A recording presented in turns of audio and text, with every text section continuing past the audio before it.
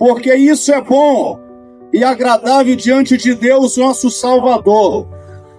Quer que todos os homens se salvem e venham ao conhecimento da verdade, porque há um só Deus, um só mediador entre Deus e os homens, Jesus Cristo, homem, a qual deu a si mesmo em preço de redenção por todos, para servir de testemunho ao seu tempo. Nós estamos, caro ouvintes, diante de uma afirmação que Paulo escreve uma carta para o jovem pastor Timóteo, para que ele pudesse utilizar essa carta como uma doutrina para a igreja da sua época. Mas Paulo imprime o desejo do eterno Deus com relação à humanidade. E nós estamos lendo um versículo que imprime esse desejo de Deus. Qual é o desejo de Deus em relação à humanidade? É o desejo de salvação. E Paulo deixa muito claro isso ao jovem Timóteo, diz, porque é agradável a Deus, que ele deseja que todos os homens se salvem e cheguem ao pleno conhecimento da verdade. Porque para que a humanidade saiba, existe um só Deus, um só mediador entre Deus e os homens.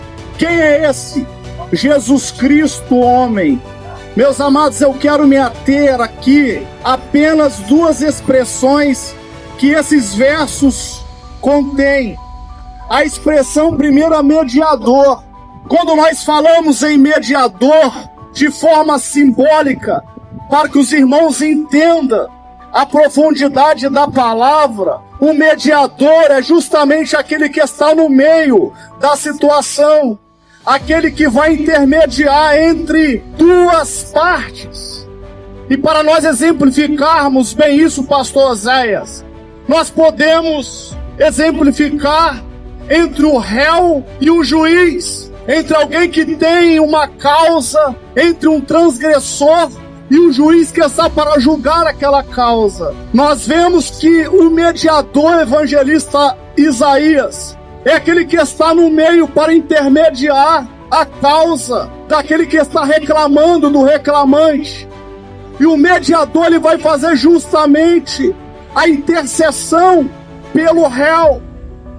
Nós vemos que Jesus, ele é o mediador entre Deus e os homens. Porque você, caro ouvinte, saiba que você tem uma dívida perante Deus. Nós todos temos uma dívida para pagar para com Deus. Segundo Paulo pregou aos crentes de Roma, dizendo: pois todos pecaram e destituídos estão da glória de Deus ou da presença de Deus. Nós temos uma dívida para pagarmos perante o Senhor. E agora Paulo apresenta para Timóteo um mediador entre essa dívida. Ele vai dizer, porque tem apenas um que é digno de intermediar essa causa, pastor Zé.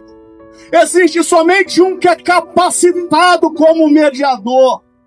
Existe somente um que tem gabarito de mediador. Existe somente um que tem a capacidade e a excelência de intermediar a causa do pecador, do transgressor, para com Deus. E esse mediador se chama Jesus Cristo, vírgula, homem. Por que ele escreve, vírgula, homem? Porque naquela época havia uma doutrina em que as pessoas não acreditavam que o Filho de Deus se encarnou para poder interceder pela humanidade. Então Paulo refuta esse ensinamento, diz, existe apenas um intermediador, um mediador entre Deus e os homens, Jesus Cristo, aquele que veio como homem para padecer pelos meus pecados.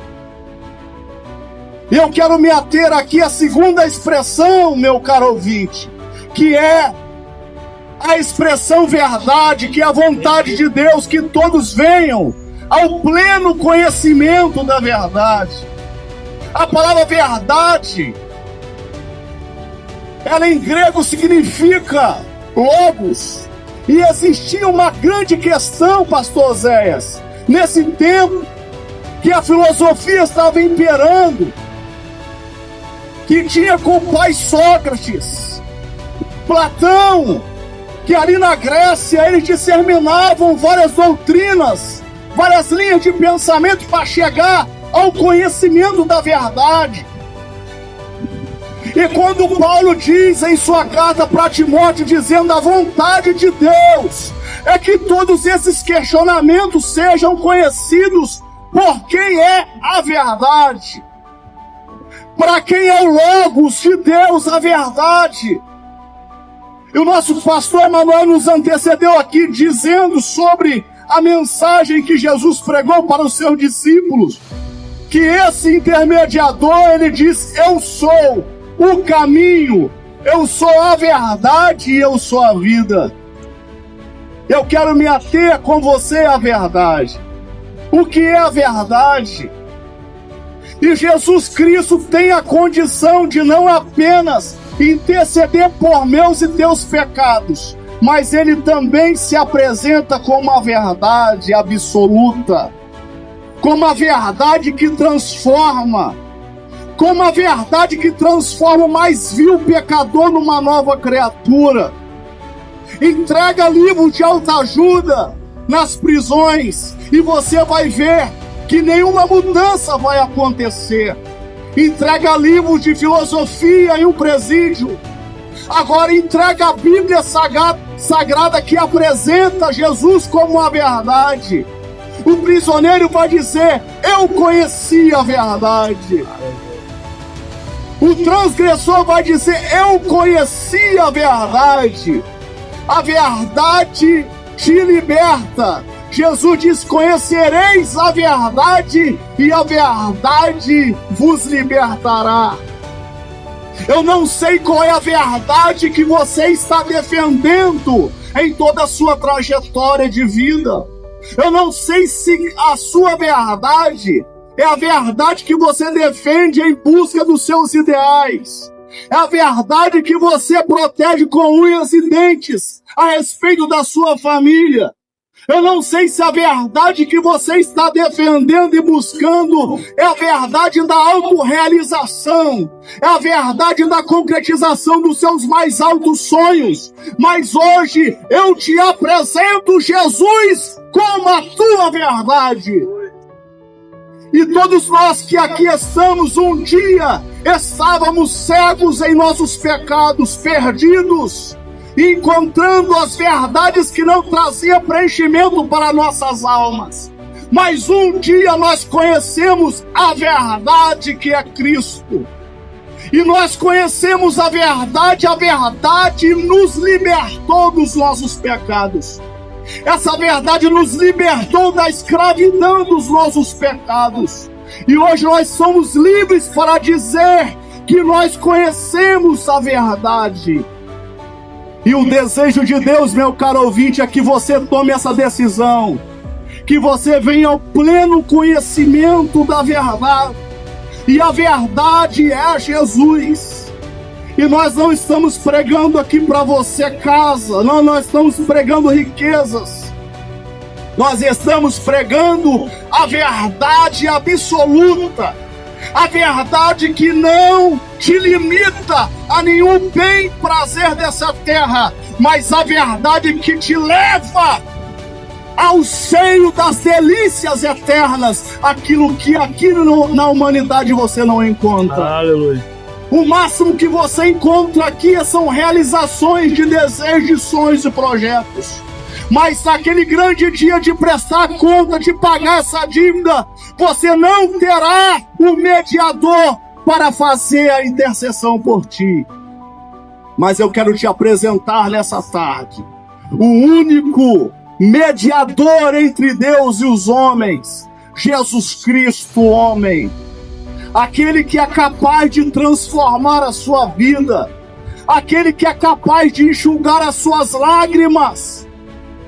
E nessa quarta-feira eu estava pregando sobre a mulher, a viúva de Naim, E me chegou um questionamento, por que Jesus perguntou àquela mulher, por que choras? Sendo que Jesus sabia que ela estava chorando por causa da morte do seu filho. E me veio uma resposta. Por que Jesus perguntou por que choras? Porque ela estava diante do autor da vida. Somente o autor da vida pode dizer, por que choras por causa da morte? Porque ele venceu a morte. E nessa tarde eu te apresento o autor da vida. Aleluia. Assim como ele ressuscitou o filho daquela viúva, esse autor da vida continua ressuscitando vidas, continua ressuscitando projetos. Quanto de nós, né, pastor Zé? Éramos projetos falidos, éramos pessoas desacreditadas pela sociedade, mas hoje somos pessoas reconhecidas pelo fato de sermos servos e servas do Senhor, do Deus Altíssimo. Aleluia. Deus quer te conceder esse privilégio. Deus quer conceder para você o privilégio de ter o seu nome escrito no livro da vida. Porque não sabemos quando a morte virá sobre nós. Não sabemos o dia e nem a hora. Porém, devemos estar preparados para encontrar com o Senhor, conforme diz a sua palavra. Prepara-te, ó Israel, para encontrares com o Senhor teu Deus. Eu deixo essa palavra para você, meu ouvinte.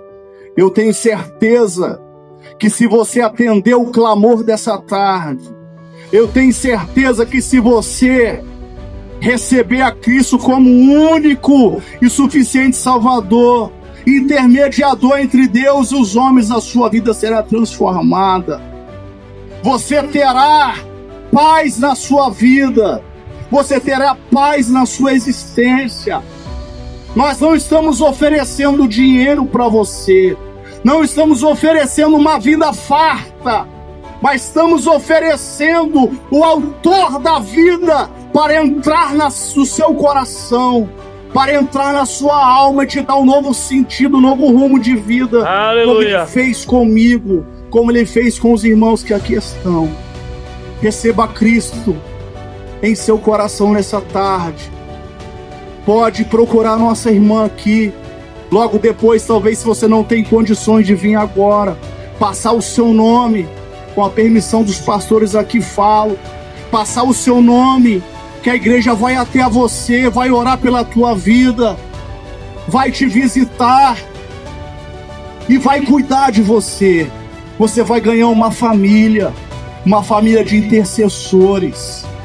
Faça isso e nunca mais você vai chorar sem consolo. Nunca mais você vai padecer sem esperança, porque você terá Cristo como a sua esperança. Glória a Deus. Eu agradeço a minha oportunidade. Que o Senhor continue te abençoando.